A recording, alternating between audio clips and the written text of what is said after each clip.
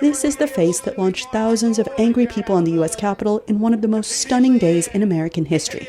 The few thousand protesters who ended up entering the Capitol that January day sought out lawmakers, in particular House Speaker Nancy Pelosi and former Vice President Mike Pence, as they attempted to formalize Joe Biden's victory over Donald Trump in the November 2020 presidential election. The mob erected gallows, assaulted police and journalists, vandalized, and looted offices. The violence and chaos left 5 people dead, wounded 138 police officers, resulted in charges against more than 720 participants, and landed Trump a last-minute impeachment, his second, just days before he left office. Trump maintains the poll was rigged in the face of overwhelming evidence that there was no election fraud, as do some of his supporters, who continue to attend his post-presidential rallies.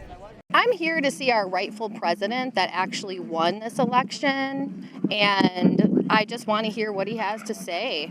Trump was planning to address his followers again this coming January 6th, but he canceled the event and says he'll instead address his followers at a rally planned for January 15th in Arizona. Observers say he's been busy all year trying to influence sympathetic lawmakers.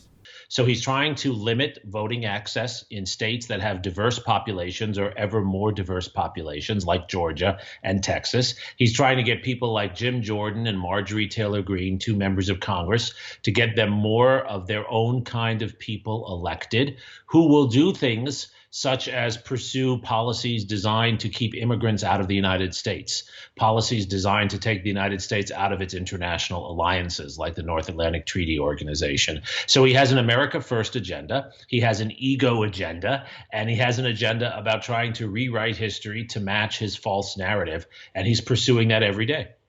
If anything, says analyst Suzanne Spalding, who leads the Defending Democratic Institutions project at the Center for Strategic and International Studies, this galvanizing event has only further divided the United States politically. Republicans who spoke out against Trump right after January 6th seem to have gone silent in the past year. More troubling, she said, polls show that 1 in 3 Americans believes violence against the government is justified. This seems to have given Trump fuel. I suspect in that sense he has felt emboldened.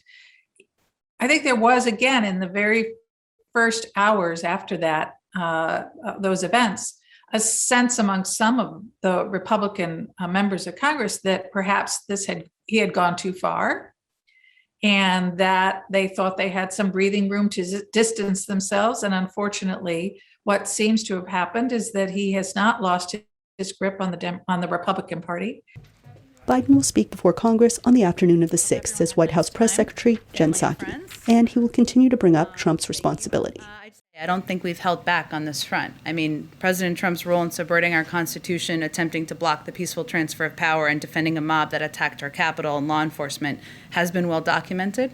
And it's something, obviously, the president spoke about in terms of that being one of the worst days in our democracy.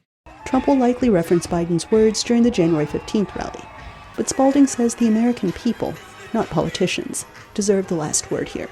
I'm always struck by our national anthem, the words that we sing at ballparks and sport arenas all around the country. That starts with a question and ends with a question.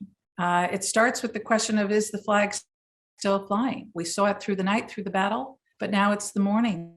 And the question is, does that flag still wave over the land of the free and the home of the brave? That's how it ends, with a question mark.